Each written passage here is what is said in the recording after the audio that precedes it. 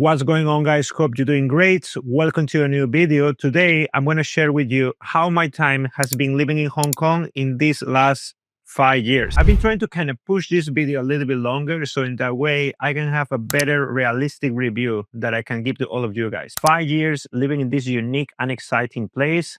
So I believe it's a good time. I got a lot of questions about how's everything around here. So here we go. I got in here in the middle of the COVID, and actually I was doing pretty well in my country, but I'm a person who likes to think a little bit outside the box. So I was looking for a new challenge, a new adventure, and I applied for a job overseas. That went fantastic, and I ended up in Hong Kong. Most of you guys know that 5 years ago, I was not really able to speak and especially understand English properly. I couldn't even handle a conversation. I have always the idea to have my main revenue online, so in that way, I can travel everywhere in the world without the necessity to live in a specific country. But at that time, I was also open and very excited to join a new company, meet and learn from other professionals with more experience than me. You know, being a new environment and especially face challenge that allows me to grow as person and as professional. My idea was like, okay, cool, I'm going there. I'm going to see how things going. I'm going to do my best. And then probably I'm going to come back to my country with extra money and with more experience. I think it's extremely important if somebody wants to relocate in another country to go there first, maybe 2 months, 3 months, even better, see how things going and decide accordingly. I didn't have that chance when I moved to Hong Kong because I was going to work for a company under a contract. I just thought, okay, I just want to make sure that my salary was enough to cover on the basics and the rest is going to be on me. And hold on, I'm not saying this is the best way to do things. I truly believe that challenge shapes you and show you how good you can be, shapes you better. And I believe that Hong Kong is a great place, but might be not for everyone. Let's get started with accommodation. When I got in here, I was in a quarantine hotel for 14 days, got 3 meals a day. I had everything I needed. Then I moved to a hotel for a month until I can get an apartment for a longer stay. Everything was sponsored by my company. In terms of living, how much you're going to spend depends on what you prefer, depends on your priorities, and depends on the lifestyle you would like to have. For example, a lot of people come here to work and make money. For that, probably you have to be close to work, of course, close to the gym. You're going to be very accessible, close to the transportation, might be with some nightlife and cool places to explore around. So that will be fit for Hong Kong Island, definitely. Exactly where I was living when I got in here. Actually, where I'm right now. Districts as Wan Chai, Causeway Bay, if you want to be even closer to the center, could be in central Sheung Wan, something around Hong Kong Island without going that far to the sides. From my perspective, the best option could be probably Causeway Bay or Wan Chai, just if you're lucky to find a good place. And now you have a family or you would like to move to a bigger place with your girlfriend, and especially if you're looking for a more quiet, relaxed spaces with more nature, less cars, less noise in front of the waterfront or close to the beach, that will be as my first option, places around Sai Kung district or Kowloon, like Kai Tak, for example. Now, good and bad, because these are not places where most Western people are going to work. Most Western people are going to work around the center. So it's going to take you like 40-60 minutes to go until the center, central station or stations around, unless you have a car. And now, if you take a taxi, you're going to get in there probably in 15-20 minutes maximum, but you're going to get charged around $40-50 for one way. So if you go back and forth in just one day and in around 30 minutes gap, you just spend from $80 to $100 in taxi. If you ask me personally, I love the places in Sai Kung district, especially TKO, places in front of the waterfront, with a lot of green around you, with nice park, with everything that you need, to be honest, with fancy restaurant, with a fantastic view. But most of those places that I like around those areas are kind of expensive, I will say. But it seems to me like those places away from Hong Kong Island will be a little bit far or a lot far. The thing is, the vibe is kind of too relaxed for me. I like a little bit more action. I like to see people back and forth. I like to hear some noise. I like to, you know, sometimes even hear some people yelling each other because I come from Latin America. For me, Hong Kong Island is going to be the best option. Decent studio in Hong Kong Island is going to probably cost you at least, if you're alone, like $1,500 for a very, very small place with the very basics. From my perspective, okay places go from $2,000 to $2,500 US. Let's do the maths now. You're going to usually pay, let's say just for this example, $2,000 is going to be your rent. plus 2 months deposit is going to be 4,000. On top of that, half of the rent is going to be for the agent. That is going to be 1,000.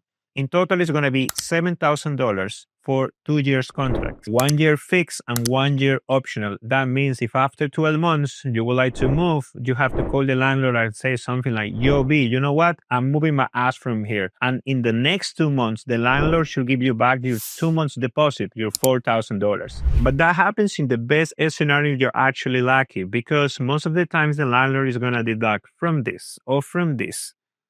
Just keep in mind that. And now, if you go a bit far, as I just mentioned, you're probably not going to find anything for 1,500, but from 2,000 to 2,500, you're going to get your apartment bigger with more nature and even with clubhouse. Now, if you compare this to Latin America, you get definitely a bigger space with that money. For example, the place where I'm from, in Lima, in districts as Miraflores or San Isidro. By the way, in Latin America, at least in my country, it's extremely easy to get your car license. You can get it even the same day. The only thing is the salary. If you rely in a company in there, the salary is going to be way lower. What you have to do is be realistic about where you're in your life at this point, to choose where to settle and how much to pay accordingly. It seems to me like it's really easy to spend money in Hong Kong. Here are definitely more stuff for me to do, places to go, things to buy, people to meet. You gotta be careful to not spend all your money and be outside your budget. Personally, I highly suggest prioritizing what you're gonna spend, especially if you just got a job and you're new here. You can create a Google Sheet to track, organize your expenses, align this with your credit card record, and especially classify if these expenses make sense. Things happen super fast, and at the end of the month, will be cool if you know where did you spend your money.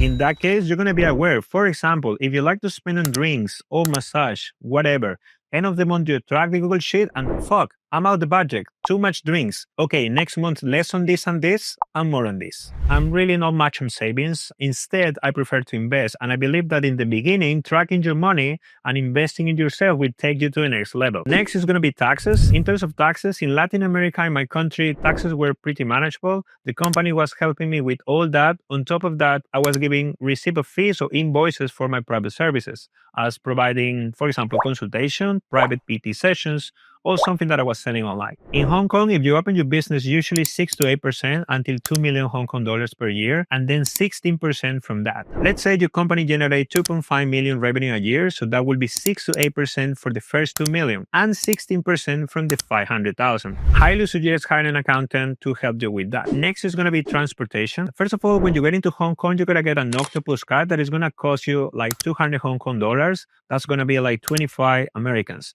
With that octopus card, you can pay different things such as MTR, the underground train, groceries in some store, among others. So you're going to get that. You can also use credit card, but for MTR, for some small transactions, it's pretty convenient to get an octopus card. Hong Kong is a small place. There is the MTR, the underground train, as main transportation. I got a little bit shocked when I got in here, since literally the MTR and the underground train can bring you everywhere you would like to go in Hong Kong. All places are connected to each other. Each district has a station with different exits which you can take depending on where in that district you want to go. Extremely convenient and affordable. And as note aside, if you use the MTR often and you move around a lot from different districts, the government usually gives you a bit of sponsor. Then you got the tram, green buses, and super big buses. In short, transportation in Hong Kong is pretty good. You always find an efficient way to get where you want to go, even in peak hours, because it's a small place and you have a variety of alternatives that you can even mix it up. A little bit tram, a little bit MTR, you get a taxi, boom. You get in there. Get a car in Hong Kong, this is something that you have to consider carefully. I love to drive, as I said. Transportation is pretty good. You got taxi, Uber. Sometimes the price can be a bit annoying, especially when you live in new territories and you come to Hong Kong Island to work. But if you live in Hong Kong Island and you want to move around, the taxi fee is pretty manageable. Get a car license in Hong Kong takes between 1 or even 2 years, and you're going to pay all the process fees. And on top of that, another fees when you get a license. I think that makes sense if you're looking to stay a long time, or if you're rich. Next is going to be climate and seasons. If you go to internet to try to get some information about this topic, you're going to find about the seasons, this and that. Personally, I feel that it's hot or super hot all the time, and it's pretty humid. When I got in here, I didn't like it. I was sweating all the time. I was not used to it. I felt like I was walking, taking a shower just because I was talking or even breathing. Beginning mistake that I made is when I got in here, I didn't have the proper clothes to face Hong Kong weather. Good thing is every place you go have air conditioner. every single place. At this point, after a few years, believe it or not, the weather is one of the things that I love in Hong Kong. I do my morning walk-ins, I wear ice skin material clothes most of the time. I almost never wear pants. In terms of the rain and typhoon, yeah, some rain here and there. And the typhoon usually nothing crazy. Just have to be aware, take care of yourself. I will say pretty manageable. I love the weather. I usually like to travel often, and every time that I do this, when I get back to Hong Kong, I feel so happy to stay here. I feel like if I stay here for a long period without any trip overseas, that will be, I know, stressful. I will have that sensation that I have to get out. So have these breaks helped me a lot, but I think that situation could happen anywhere that I go, not only Hong Kong. Next is going to be quality of life. I think Hong Kong is the safest place that I've ever been. I haven't seen any issue related to crime. People usually is out wearing a watch or jewelry that can easily cost a year's salary of a middle person here, and no one bothers. There is no problem. Of course, there is always people that can be problematic until a certain point, but as a general way, I think it's pretty safe. People sometimes leave their cars unlocked, the apartment unlocked. I remember I left my place open and I realized when I get back. I was in a rush, so I thought I closed the door. So my apartment had electronic door instead of the traditional key. So come back after work, it was open, but nothing happened. It's not normal people here rob or steal, which is great. If a woman go out at night for a walk or something, there is no danger or anything bad happening. I like that it's safe, clean, people act fast. For example, every time that there is some typhoon, sometimes it's a bit like a mess, trees going down, some garbage, but all that is fixed as soon as possible. Next, common myths. There's a lot of myths, but you guys been asking me for these too, so I just want to focus on these two. The first one is going to be Hong Kong people are a little bit cold and hard to socialize. I've been hearing said that Asian people are not effective or not much, or they are a little bit cold and serious. In short, that it's very hard to connect. I would say it depends. I don't know in Europe, but in Latin America, we're the type of guys that we like to talk, we love to engage with people, and especially we love to engage with girls. So sometimes some people look a little bit serious, but if you talk to them respectfully, or even you make a compliment having your boundaries, I believe it's well received. Happens to me many times. I love to engage with people and make compliments sometimes. So you can interact respectfully. I don't think somebody is going to get upset or call the police because you're telling them that she or he looks great or is wearing something cool. Number two is going to be Hong Kong people are under so much pressure and super stressed work related. This is going to be my personal point of view. Things could be a little bit expensive in Hong Kong compared to the average person's salary working in a company. Things like get a property or even rent that sometimes come with the small places. Hold on. Small places usually packed with everything. Food, among other daily expenses. On top of that, most people work long working hours, and in some cases, they bring some sort of job to home. So everyone is connected to the phone to check emails or messages most of the time, stuff related to work. Fun fact in Hong Kong that people here walk very fast. And I think so. Especially when I got in here, I was working with someone and they really left me behind. Probably by this time I'm walking faster because last time I brought my mom here, I was leaving her behind and she was complaining. Everyone wants the best for themselves, for their family. It's a competitive place. But also that could be a good thing because it's going to push you to be better, more efficient in whatever you do if you figure out the way to manage that stress. You get good skills and learn useful stuff on the go. All that can lead to very good things. Like, for example, you can open and run your own business. There is some very, very enthusiastic, driving, ambitious go-getters who want to make something good of their lives. Whatever you do, have a look of some people who are older, who have more experience than you, and the position they are in. Do you see yourself like that in 15 years? You would like to have that quality of life, that income? This is something that I've been doing forever. When I was a personal trainer, I was watching other PTs way older than me. Probably they are happy to continue doing that, but I didn't see myself doing that at that age, especially to do that to get my main income. So according to that, I make some small adjustments in my life game plan. Next, networking. I like to live in a place where a lot of things are happening. People is coming in and coming out all the time from different countries. After COVID, probably a little bit less since Hong Kong is getting a bit expensive, especially when you come with money from other countries and you want to have a good or lavish experience. Being in a nice hotel, going to the best gym, going to the best restaurants, it's going to cost you some money. But still, if you go to the right places, there is a high chance there is good opportunities to connect with the right people. As conclusion, I think my experience will be very different if I get in here with limited budget, seeing people with a lot of money, a lot of cool things, watches, clothes, technology, all places to go, like night restaurants, and restrict myself to not spend or not be able to partake that will be very frustrated. Maybe when you're getting here and you just got a new job, as my case few years ago, you have to say no to a lot of things. Be low profile, stay focused, don't engage with the wrong people. In short, don't get into troubles, especially with women. That's okay. Maybe after 1 or 2 years, you'll be in a position where beyond have more money, you have more options. You gotta be smart with your money and the decision that you take, especially in the beginning. I believe it's a good place to be, and if you put the reps on it, good things are gonna happen. That's it for my experience. 5 years here.